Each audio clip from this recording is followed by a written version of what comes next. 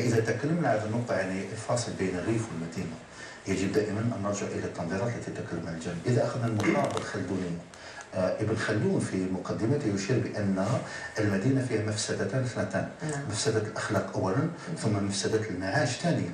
وإذا أخذنا النظرة الخلدونية وأردنا أن ننظر بها إلى مجتمعنا الحالي نقول بأن ما يفرق بين المدينة وبين الريف هو أولا التكنيسيتي، الحجم العالي من التقنوية. في المدينة لا تقبل إلا ذوي الكفاءات العالية أن يتعايشوا فيها، البسطاء لا توجد إمكانية لهم أن يتواجدوا هنا. ثانيا لا دونسيتي، المدينة كثيفة جدا، الريف غير كثيف، وعدم كثافة الريف تخلي الروابط الاجتماعية قوية. المدن لا دونسيتي تقتل الروابط وتخلي الناس يمشوا نحو العلاقات. المسألة الثالثة المستوى التخصصي اللي يدخل في الديفيزيون دو طرافاي، تقسيم العمل، يجعل الإنسان غير متفرغ لبناء علاقات أو ترابطات يومية، لأن الوسط المهني تاعو يلتهمه يوميا، فلا يبقى له فائض من الوقت، وبالتالي فائض من الوقت يخصصه لنفسه كي يسترجع طاقة.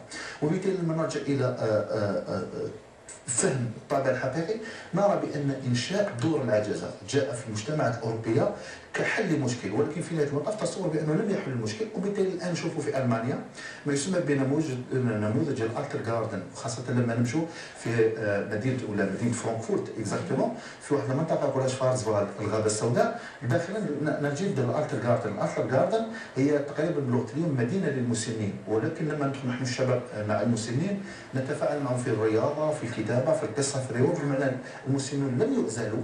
ولكن في الالتر جاردن ندخل نجد المسنين كل الأصناف نساء ورجال يتفاعلون فيما بينهم، وأيضا يقبلون التفاعل مع بقية الفئات حتى الجنسيات الأخرى، يعني قبلوا بنا نحن عرب يعني جينا من شمال إفريقيا تفاعلوا معنا بطريقة جيدة. هذا يدل على أن لدى هؤلاء نظرة دقيقة جدا على أن يساهموا على تجاوز فكرة دور العجزة، لأنهم في نهاية المطاف لا يجب أن يصورونهم للمجتمع على أنهم قد عجزوا، ما زال فيهم بقية طاقة وبقية عمل. وإذا عدنا النقطة الأخيرة وهي مهمة جدا، أن المجتمع في الجزائر لما ركز أو أعطى للمجتمع المدني دور قوي جدا، هو ليس لأنه قلل من أهمية الأسرة. المشرع أعطى أهمية للمجتمع المدني لأن المجتمع المدني بإمكانه أن يفهم ويتفهم وضع التقنوية، وضع الكثافة، وقلة الروابط الاجتماعية في المدن، حتى يسعى بالوسائل المتاحة إليه عن طريق الدعم والتدعيم، كما يعني بالتدعيم للدعم، توفير المزيد من الوسائل كي يخففوا من الأعباء الواقعة على كاهل الأسرة. وبالتالي الأسرة لا يمكنها أن تلبي كل حاجة ترقية وإدماج المسلمين، وبالتالي تدخل المجتمع المدني هو تدعيم إضافي وإفادة إضافية للدور الأسري. نعم. نرجع إلى موضوع الردع. طبعا من بين التعديلات التي أدرجت ضمن قانون حماية المسنين هي طبعا العقوبات. العقوبات ينص القانون أيضا على عقوبات صارمة على من تفرض أو على من تفرض هذه العقوبات وتطبق أيضا. سيدي تفضل. بكل حال فيما يخص مشروع قانون حماية المسنين راه جا المشرع بقوانين ردعية كثيرة من قانون العقوبات، لأنه قانون العقوبات الجزائري ربما نفاجئك إذا قلت لك أنه قصر في حق المسنين، بمعنى أن المسنين نقول الأصول. كاين ماده واحده فقط هي الماده 267 من قانون العقوبات اللي تنص على ضرب الاصول او الاساءه للاصول الى اخره، ما عدا هذه الماده لا توجد اي ماده اخرى. بمعنى انه هذا الفراغ القانوني خلى الابناء يتخلون اما بصفه عمديه او غير عمديه على اصولهم، يعني ابائهم ولا امهاتهم، لانه نفسيا يعني بدا الفرد الجزائري يعني تجرد من احاسيسه وتجرد من ذيك الرحمه اللي في قلبه، يبدا هو ياخذ الاب تاعو بيده ويحطه في دور العجزه. المشرع تفضل من هذا الشيء، جاب قوانين جديده من خلال هذا المشروع واللي تنص على انه يعاقب كل شخص يعني يقود ولا يدي باباه ولا يماه الاصول تاعو اللي تحت اشرافه الى دور العجزه، ويعاقب بالحبس من 3 أشهر الى 3 سنوات، وبغرامه كبيره جدا تصل حتى ل 500,000 دولار جزائري، بمعنى 50 مليون سنتيم. يعني قيد من المعاملات اللا اخلاقيه اللي يشهدها المجتمع من خلال سن قواعد ردعيه. نعم. طيب هل نعم تفضل سيدي. المشرع ايضا كان ذكي، لان نشتغل في اطار السوسيولوجي بالمواد القانونيه. في الماده 267 الاستاذ يمكن ياكد لنا راي جيدا، بمعنى إذا وقع خلل في العلاقة بين الفروع والأصول وتحول القضية إلى قضية يتدخل فيها القضاء الجزائري، حينئذ إذا تنازل الطرف المتضرر الذين هم الأصول فإن الدعوى العمومية لا تسقط، بمعنى أن الشخص يبقى متابع لأنه ارتكب تقريبا كبيرة من الكبائر في حق الأصول. وهذا أتصور بأن المشرع انتبه جيدا إلى هذه النقطة الحساسة، بمعنى أن الآباء قد يسامحون أبنائهم على أخطاء ارتكبوها، لكن القانون لا يتسامح، وبالتالي لا تسقط الدعوى العمومية وتبقى قائمة. فعلا المادة القانونية 267 اللي تحمي الآباء، تحمي الأصول، أنها ما فيهاش الغرامة، فيها إلا عقوبة الحبس فقط وبدون عجز.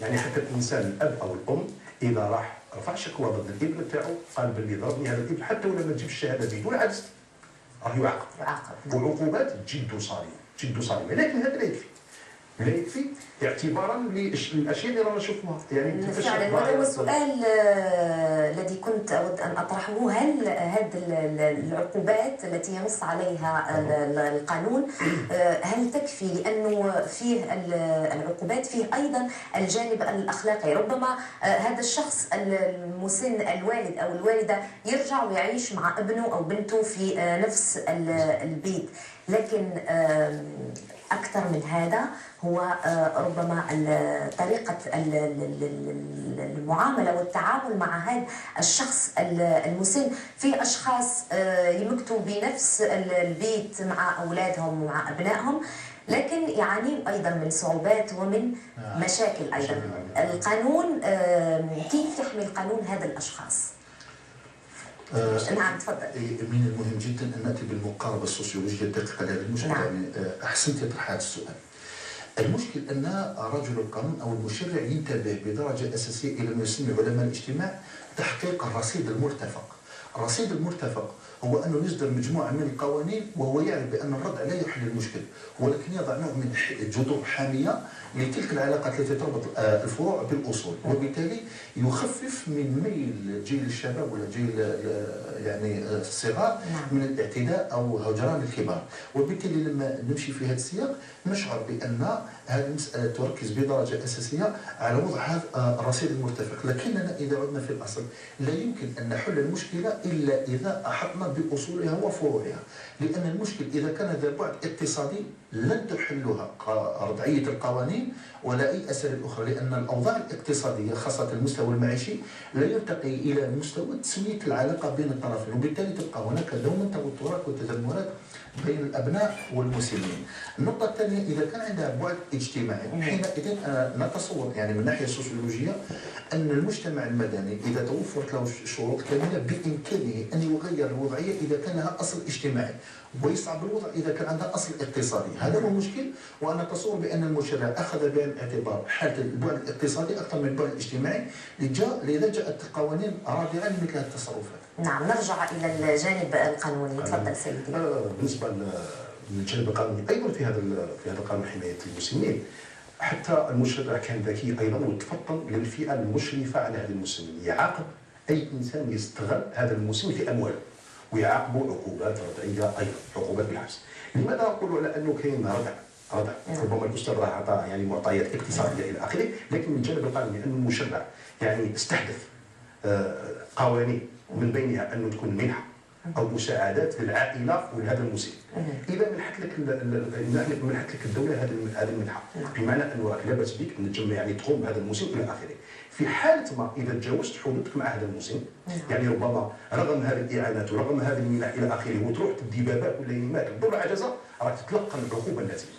يعني بمعنى ان المشرع كمل يعني جاب امور جديده وقابلها بوسائل قانونيه رضعيه. انا نظن ان المشرع في هذا المجال يعني كان ذكي جدا، وهذا الماده خاصه هذه الماده بالنسبه للماده المذكوره من قبل يعني راح تساهم في بناء مجتمع سليم مستقبلا. نعم.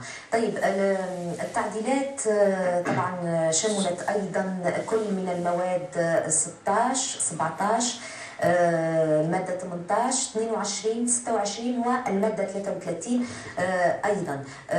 من بين يقر هذا المشروع منح امتيازات مادية ومعنوية أيضا للأشخاص. إذا ممكن تفصل لنا في هذه الامتيازات، تكلمنا طبعا على زيادة في المنحة، لكن أيضا الامتيازات المعنوية أيضا، وإذا كانت في امتيازات مادية أخرى. كاين عده امتيازات. هذا القانون جاب امور جديده، اللي ما كانتش موجوده اصلا في بلادنا. كاين بيان مدريد السياسي في سنه 2002. هذا البيان هذا راه استمدت معظم الحكومات القوانين تاعها من هذا البيان، وكذلك من مبادئ الامم المتحده. كاين مجالات عده اصبحت يعني لهذا المسن انه يعمل فيها حاليا كما ذكر الاستاذ. كاين مجالات اجتماعيه وين انه الدوله توفر له مجالات وفضاءات باش يقضي الوقت تاعو، وين انه اصبح حر باش هذيك المنحه اللي مدتها له الدوله يتصرف فيها هو شخصيا، ويعاقب اي انسان اللي دخل له في هذيك المنحه. بمعنى اعطاه الحريه اللازمه، اعطاه يعني الامتيازات انه يعني يرفع له في المنحه، يعني من 3000 دينار الى 10000 دينار. ربما هذا ما يعيش بها لا باس، لكن مليح يعني بالنظر الى المبلغ مقارنه بالمبلغ تاع الدين الجزائري مع 10 دينار الجزائري مع الدعم كذلك المنحه اللي تعطيها العائله، ربما شيء كافي لهذا المسن. يعني اصبح المسن في كل المجالات يجد نفسه يشارك في المجتمع، يشارك في بناء هذا المجتمع. لانه لماذا؟ الخبره مبدا العقل. لانه في سن معينه يستوي الشخص، مثلا الابناء يستشيرون الكبار، اباهم الكبار، ربما لماذا يلجؤون الى الكبار؟ لانه يرون فيهم عين العقل، يرون فيهم عين الصواب، يفكرون جيدا، لهم خبره، لا الى اخره. هذا الشيء اللي المشرع من خلال التشريع الجديد فتح مجالات عده لهذا المسلمين، يعني وجدوا انفسهم من خلال هذا التنظيم التشريع الجديد، وربما راح يزيدوا يوسعوا اكثر فاكثر من الطاقات تاعهم، وراح تظهر بوادر كما تكلمت انا والاستاذ ربما سابقا، راح تظهر واحد البوادر جديده في المجتمع الجزائري اللي ما شهدوش المجتمع من قبل. لا يمكن ان تفضل استاذ احسن طرحا. لما نتكلم عن البادئه نرجع الى العلم كعلم كنظريه، عنده سلم الكفاءة لدى الإنسان. إذا رجعنا إلى النظرية العلمية تقول ابتداء من سن 60 سنة يدخل الإنسان إلى مرحلة الحكمة. إذا فهمنا النظرية العلمية وأتينا بها إلى مجتمعنا، المجتمع الجزائري من 62 إلى الآن ارتفعت مستوى الكفاءات إلى الدرجة التي صار من الضروري أننا نعود إلى الاحتكام العلمي، ونرى بأن وصول الإنسان إلى سن 60 سنة فما فوق دخل في مرحلة الحكمة. وهذا يقتضي أن نتصور بأن الإنسان في المجتمع الجزائري أو الشخص المسن الذي بلغ 60 سنة هو شخص جمع من الخبرات على الأقل 40 سنة. لا يجب أن ترمى هكذا بدون فائدة، وبالتالي يمكن للمؤسسات الوطنية للهيئات المستقلة لهؤلاء الأشخاص أن يوفروا لأنفسهم مجالات ابتكار، مجالات إبداع والتحرر إطلاقا من تلك النظرة الاجتماعية التي تلزمهم بانتهاء الدورة الحياتية. وبالتالي لما يدخل الإنسان طور الحكمة يكون بإمكانه أن يرافق يعني حقا الأكومبانيمون لفئة الشبان وفئة المتوسط السن، وهكذا نشعر بأن استعادة هؤلاء المسنين إلى داخل المجتمع هو استفادة من خام الخبرات التي وصلت إلى حدود 40 سنة لإعادة صبها في الأجيال الأخرى حتى ينتفع بها المجتمع ويسمحوا الطريق الأسود. نعم تفضل. كاين ملاحظة فقط بسيطة أنه بعض الحكومات الأوروبية أصبحت تعتبر نسبة زيادة الشيخوخة في المجتمع إنجاز.